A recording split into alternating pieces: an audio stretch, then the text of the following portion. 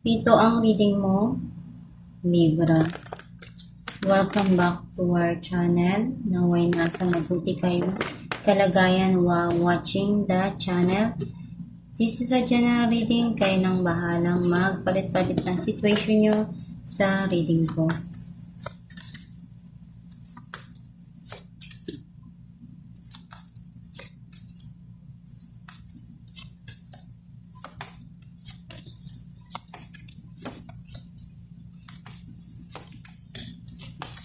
At the bottom of the deck, the Emperor. I feel like yung energy mo, nasa-sense ko na andun eh.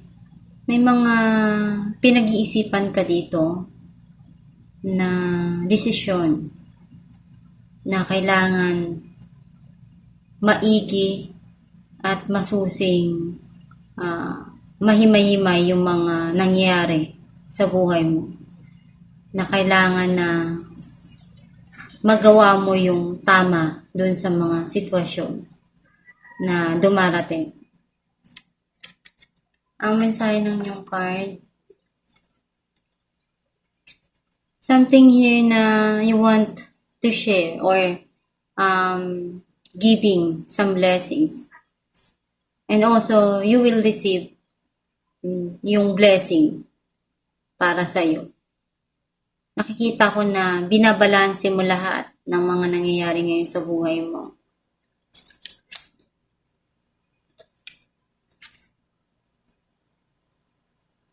Sometimes, andun sa point na napapaisip ka ng malalim. Pinag-iisipan mo, pinag-aaralan mo yung mga bagay na kailangan na you are smart enough to do things na alam mong makakabuti para sa iyo. Some of you, merong taong nagbibigay ng payo na makakatulong dun sa mga nangyayari sa buhay mo.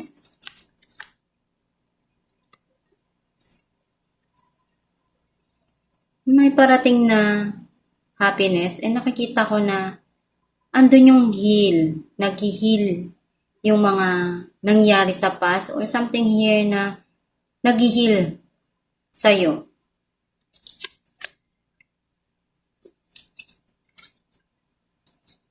Very passionate.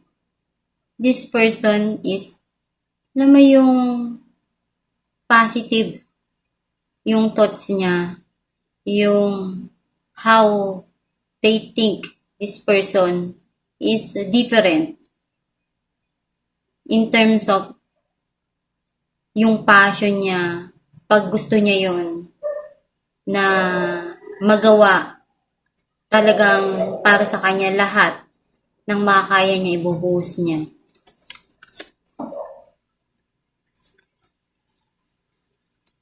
You feel something here na nagkakaroon ng pagsisinungaling or you feel tricky or running away from the situation.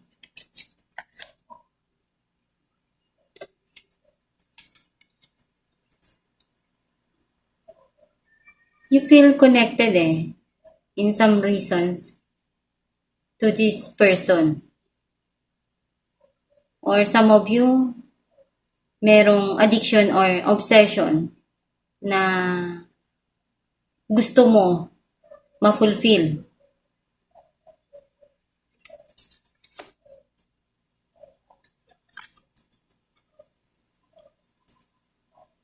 Nakikita ko yung you're refusing the offers. May mga or mayroong ino-offer sa'yo pero hindi mo tinatanggap.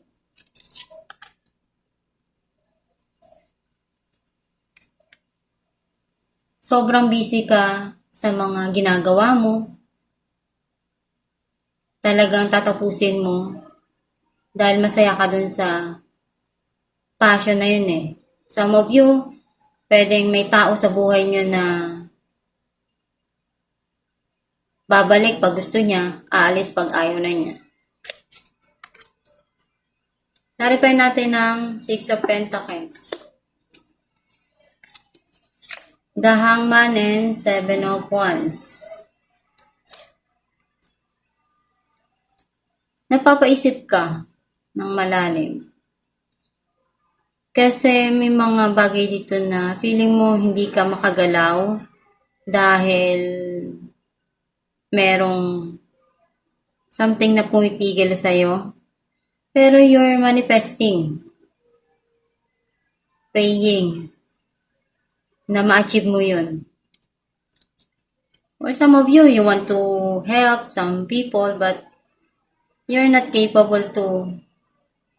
Kasi nga, syempre pag tumulong ka, kailangan din ng pera or something na maitutulong mo. Clarify natin ang the Sun. Two of Cups and Eight of Swords.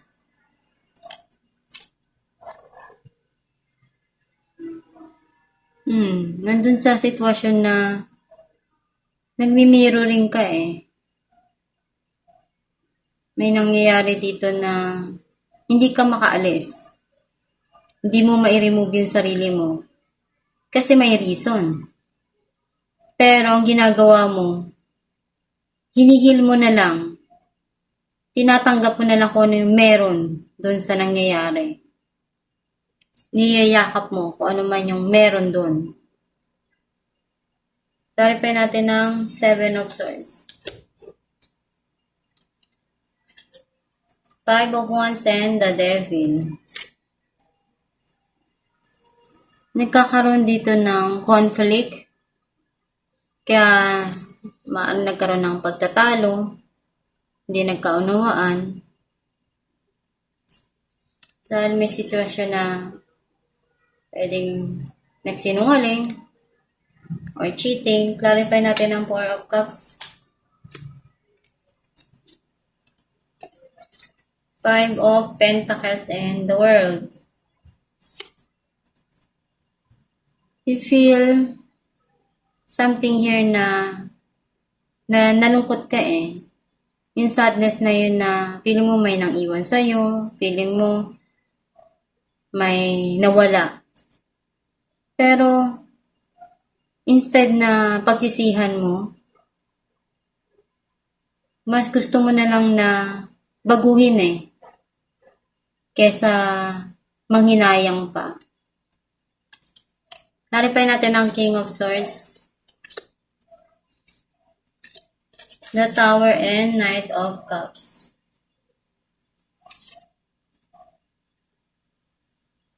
Nagkaroon doon ng paghiwalay.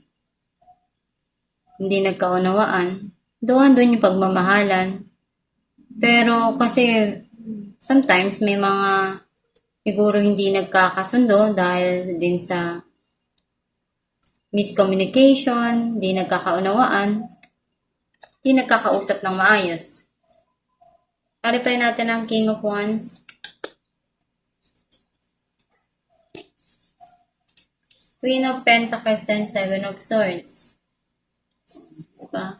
Pwedeng something here na you're keeping it to yourself. May pagsisinungaling or something here na you're hiding something. Pwedeng sa financial. You're investing something here. Clarify natin ang the Devil. Six of Cups and Page of Pentacles. This person wants to go back, but andun yung nagpaplano siya. Kasi sa'yo niya nakikita yung obsession niya. Clarify natin ang Knight of Wands.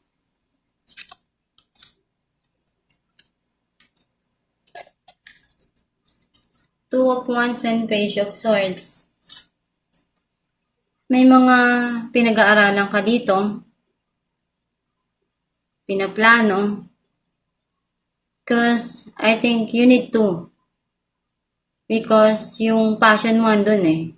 Some of you nakita ko tong person na to is spying or inaalam niya every yung mga move mo. May mga plano siya eh. Maaring may distance na malayo sa inyo. Alamin natin kung ano mensahe ng yung gabay.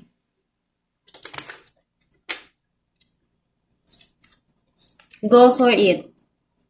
Your prayers and positive expectations have been heard and answered. We have been working with you on this situation since its genesis, and we continue to watch over you and everyone involved. Stay on your present path as it will take you very far indeed. Ang mensahe ng yung gabay na gawin mo lang kung ano yung mga bagay na sa tingin mo tama at makakatulong sa buhay mo. As long na wala kang nasasaktan, wala kang nasasagasaan, go for it.